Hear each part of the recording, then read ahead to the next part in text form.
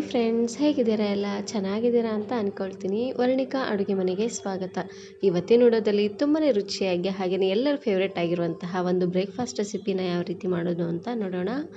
ಆದಷ್ಟು ಮನೆಯಲ್ಲಿ ಎಲ್ಲರಿಗೂ ಇದು ಫೇವ್ರೇಟ್ ಅಂತಲೇ ಹೇಳ್ಬೋದು. ಹಾಗಾದರೆ ಬನ್ನಿ ತಡ ಮಾಡದೆ ರೆಸಿಪಿನ ಶುರು ಮಾಡೋಣ.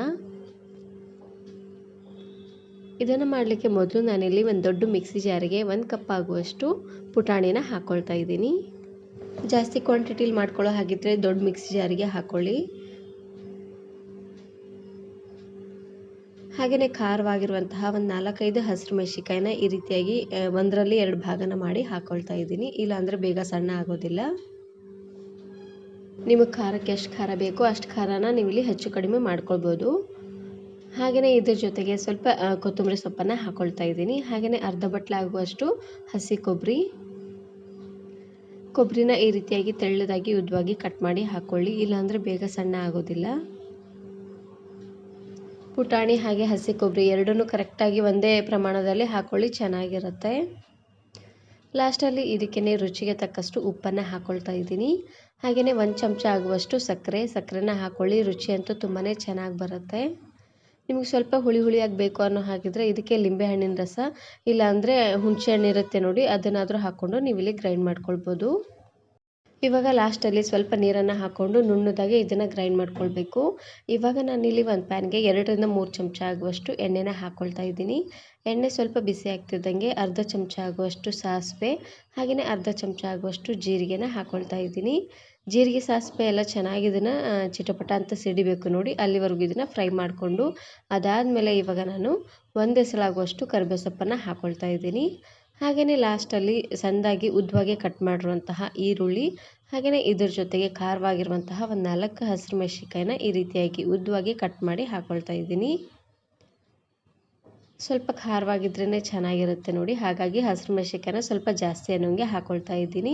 ನೋಡಿ, ಈರುಳ್ಳಿ ಎಲ್ಲ ಈ ರೀತಿಯಾಗಿ ಸ್ವಲ್ಪ ಕಲರ್ ಚೇಂಜ್ ಆಗೋವರೆಗೂ ಇದನ್ನು ಬಾಡಿಸ್ಕೊಂಡಿದ್ದಾದಮೇಲೆ ಇವಾಗ ನಾನಿಲ್ಲಿ ಒಂದೇ ಒಂದು ಮೀಡಿಯಮ್ ಸೈಜಿನ ಟೊಮೆಟೊನ ಹಾಕ್ಕೊಳ್ತಾ ಇದ್ದೀನಿ. ಚೆನ್ನಾಗಿ ಹಣ್ಣಾಗಿರುವಂತಹ ಟೊಮೆಟೊನ ಹಾಕ್ಕೊಳ್ಳಿ. ಹಾಗೆಯೇ ಇದಕ್ಕೆ ರುಚಿಗೆ ತಕ್ಕಷ್ಟು ಉಪ್ಪು, 1/4 ಚಮಚ ಆಗುವಷ್ಟು ಅರಿಶಿನ ಪುಡಿನ ಹಾಕ್ಕೊಂಡು ಇದನ್ನು ಬೇಯಿಸ್ಕೊಳ್ಬೇಕು. ಇವಾಗ ಟೊಮೆಟೊ ಎಲ್ಲ ಸ್ವಲ್ಪ ಸಾಫ್ಟ್ ಆಗೋವರೆಗೂ ಉರಿನ ಪೂರ್ತಿಯಾಗಿ ಲೋ ಫ್ಲೇಮ್ನಲ್ಲೇ ಇಟ್ಟು 1-2 ನಿಮಿಷವರೆಗೂ ಚೆನ್ನಾಗಿ ಇದನ್ನು ಬೇಯಿಸ್ಕೊಳ್ಳಿ. ನಾನು ಇದೇ ರೀತಿ ಬಹಳಷ್ಟು ವೆರೈಟಿ ಆಗಿರುವಂತಹ ಬ್ರೇಕ್ಫಾಸ್ಟ್ ರೆಸಿಪೀಸ್ನ ಅಪ್ಲೋಡ್ ಮಾಡಿದ್ದೀನಿ. ವಿಡಿಯೋ ನೋಡಿಲ್ಲ ಅಂದರೆ ಈ ವಿಡಿಯೋ ಕೊನೆಯಲ್ಲಿ ಹಾಕಿರ್ತೀನಿ, ನೋಡಿ ಚೆಕ್ ಮಾಡಿ. ಇವಾಗ ಟೊಮೆಟೊ ಎಲ್ಲ ಪೂರ್ತಿಯಾಗಿ ಸಾಫ್ಟ್ ಆಗಲಿ. ಅಷ್ಟರಲ್ಲಿ ನಾನಿವಾಗ ಇನ್ನೊಂದು ಪಾತ್ರೆಗೆ ಸ್ವಲ್ಪ ಎಣ್ಣೆನ ಹಾಕ್ಕೊಳ್ತಾ ಇದ್ದೀನಿ. ಸಣ್ಣ ಚಮಚೆಯಲ್ಲಿ 2ರಿಂದ 3 ಚಮಚ ಆಗುವಷ್ಟು ಎಣ್ಣೆನ ಹಾಕ್ಕೊಳ್ಳಿ. ಹಾಗೆಯೇ ಅರ್ಧ ಚಮಚ ಆಗುವಷ್ಟು ಜೀರಿಗೆ ಮತ್ತು ಸಾಸಿವೆನ ಹಾಕ್ಕೊಳ್ತಾ ಇದ್ದೀನಿ. ಜೀರಿಗೆ ಸಾಸಿವೆ ಎಲ್ಲ ಚೆನ್ನಾಗಿದು ಚಿಟಪಟ ಅಂತ ಸಿಡಿಬೇಕು ನೋಡಿ. ಜೀರಿಗೆ ಸಾಸಿವೆ ಎಲ್ಲ ಚೆನ್ನಾಗಿ ರೀತಿಯಾಗಿ ಸಿಡಿತಿದ್ದಂಗೆ ಇದಕ್ಕೆ ನಾನಿಲ್ಲಿ 2 ಎಸಳಾಗುವಷ್ಟು ಕರಿಬೇವು ಸೊಪ್ಪನ್ನು ಈ ರೀತಿಯಾಗಿ 1ರಲ್ಲಿ 2 ಭಾಗನ ಮಾಡಿ ಹಾಕ್ಕೊಳ್ತಾ ಇದ್ದೀನಿ. ಸೊಪ್ಪನ್ನು ಸ್ವಲ್ಪ ಜಾಸ್ತಿ ಅನ್ನೋಂಗೆ ಹಾಕ್ಕೊಳ್ಳಿ, ತುಂಬಾ ಚೆನ್ನಾಗಿರುತ್ತೆ. ಜೀರಿಗೆ ಸಾಸಿವೆ ಎಲ್ಲ ಚೆನ್ನಾಗಿ ಸಿಡಿಬೇಕು, ಸ್ವಲ್ಪ ಹಸಿ ಆಗಿದ್ರೂ ಚೆನ್ನಾಗಿರೋದಿಲ್ಲ. ಇವಾಗ ಒಗ್ಗರಣೆ ಎಲ್ಲ ಪೂರ್ತಿಯಾಗಿ ತಣ್ಣಗಾಗಲಿ. ಇವಾಗ ನೋಡ್ತಾ ಇರ್ಬೋದು ಟೊಮೆಟೊ ಎಲ್ಲ ಸ್ವಲ್ಪ ಸಾಫ್ಟಾಗಿ ಬೆಂದಿದೆ. ಇವಾಗ ನಾನಿಲ್ಲಿ ಮೀಡಿಯಮ್ ಸೈಜಿನ 4 ಆಲೂಗಡ್ಡೆನ ಕುಕ್ಕರಿಗೆ ಹಾಕಿ ಒಂದು 3 ವಿಸಿಲ್ ಕೂಗಿಸಿ ಮೇಲ್ಗಡೆ ಸಿಪ್ಪೆನ ತೆಗೆದು ಈ ರೀತಿಯಾಗಿ ನೀಟಾಗಿ ಸ್ಮ್ಯಾಶ್ ಮಾಡಿ ಹಾಕ್ಕೊಳ್ತಾ ಇದ್ದೀನಿ. ಆಲೂಗಡ್ಡೆನ ಹಾಕ್ಕೊಂಡಾದ್ಮೇಲೆ ಚೆನ್ನಾಗಿ ಇದನ್ನು ಈ ರೀತಿಯಾಗಿ ಮಿಕ್ಸ್ ಮಾಡ್ಕೊಂಡು ತಗೊಳ್ಳಿ. ಇವಾಗ ನೋಡ್ತಾ ಇರ್ಬೋದು ಆಲೂಗಡ್ಡೆ ಪಲ್ಯ ರೆಡಿಯಾಗಿದೆ. ನಾವು ಆವಾಗಲೇ ಮಾಡಿಟ್ಟಿರುವಂತಹ ಒಗ್ಗರಣೆನೂ ಕೂಡ ಪೂರ್ತಿಯಾಗಿ ತಣ್ಣಗಾಗಿದೆ. ಇವಾಗ ನಾನಿಲ್ಲಿ ಆವಾಗಲೇ ಮಾಡಿಟ್ಟಿರುವಂತಹ ಚಟ್ನಿನ ಹಾಕ್ಕೊಳ್ತಾ ಇದ್ದೀನಿ. ಹಸಿ ಕೊಬ್ಬರಿ, ಪುಟಾಣಿ ಹಾಗೆಯೇ ಕೊತ್ತಂಬರಿ ಸೊಪ್ಪನ್ನು ಎಲ್ಲ ಹಾಕಿ ನುಣ್ಣದಾಗಿ ಗ್ರೈಂಡ್ ಮಾಡ್ಕೊಂಡಿದ್ವಿ ನೋಡಿ, ಆ ಚಟ್ನಿನ ಹಾಕ್ಕೊಳ್ತಾ ಇದ್ದೀನಿ. ಒಗ್ಗರಣೆ ಎಲ್ಲ ಪೂರ್ತಿಯಾಗಿ ತಣ್ಣಗಾದ್ಮೇಲೆ ಹಾಕ್ಕೊಳ್ಳಿ. ನಿಮಗೆ ಚಟ್ನಿ ಗಟ್ಟಿ ಬೇಕು ಅಂದರೆ ಗಟ್ಟಿನಾದರೂ ಮಾಡ್ಕೊಳ್ಬೋದು, ಇಲ್ಲಾಂದರೆ ಸ್ವಲ್ಪ ತೆಳ್ಳದಾಗಿ ಬೇಕು ಅಂದರೆ ತೆಳ್ಳದಾಗಾದರೂ ನೀವು ಇಲ್ಲಿ ಮಾಡ್ಕೊಳ್ಬೋದು. ನಾನಿಲ್ಲಿ ಮೀಡಿಯಮ್ ಆಗಿ ಚಟ್ನಿನ ಮಾಡ್ಕೊಳ್ತಾ ಇದ್ದೀನಿ ನೋಡಿ, ಈ ರೀತಿಯಾಗಿ ನೋಡಿ ಚಟ್ನಿನೂ ರೆಡಿಯಾಗಿದೆ. ಇವಾಗ ನಾನಿಲ್ಲಿ ದೋಸೆ ಹಂಚಿಗೆ ಸ್ವಲ್ಪ ಎಣ್ಣೆನ ಹಾಕ್ಕೊಳ್ತಾ ಇದ್ದೀನಿ. 1ರಿಂದ 2 ಚಮಚ ಆಗುವಷ್ಟು ಎಣ್ಣೆನ ಈ ರೀತಿಯಾಗಿ ಹಾಕ್ಕೊಂಡು ನೀಟಾಗಿ ಹಂಚಿನ ತುಂಬ ಸವರ್ಕೊಳ್ಬೇಕು ನೋಡಿ, ಈ ರೀತಿಯಾಗಿ. ಅದಾದಮೇಲೆ ಇವಾಗ ನಾನಿಲ್ಲಿ ಸ್ವಲ್ಪ ನೀರನ್ನು ಚಿಮುಕಿಸ್ಕೊಳ್ತಾ ಇದ್ದೀನಿ. ಈ ರೀತಿಯಾಗಿ ಮಾಡೋದ್ರಿಂದ ದೋಸೆ ತವಾಕ್ಕೆ ಅಂಟ್ಕೊಳ್ಳೋದಿಲ್ಲ, ನೀಟಾಗಿ ಬರುತ್ತೆ. ಇವಾಗ ನಾನಿಲ್ಲಿ 2 ಚಮಚ ಆಗುವಷ್ಟು ದೋಸೆ ಹಿಟ್ಟನ್ನು ಹಾಕ್ಕೊಂಡು ದೋಸೆನ ಮಾಡ್ಕೊಳ್ತಾ ಇದ್ದೀನಿ. ದೋಸೆ ಹಿಟ್ಟನ್ನು ಯಾವ ರೀತಿ ಮಾಡೋದು ಅಂತ ಆಲ್ರೆಡಿ ಬಹಳಷ್ಟು ವಿಡಿಯೋ ಅಪ್ಲೋಡ್ ಮಾಡಿದ್ದೀನಿ. ವಿಡಿಯೋ ನೋಡಿಲ್ಲ ಅಂದರೆ ಈ ವಿಡಿಯೋ ಕೊನೆಯಲ್ಲಿ ಹಾಕಿರ್ತೀನಿ ನೋಡಿ, ಚೆಕ್ ಮಾಡಿ.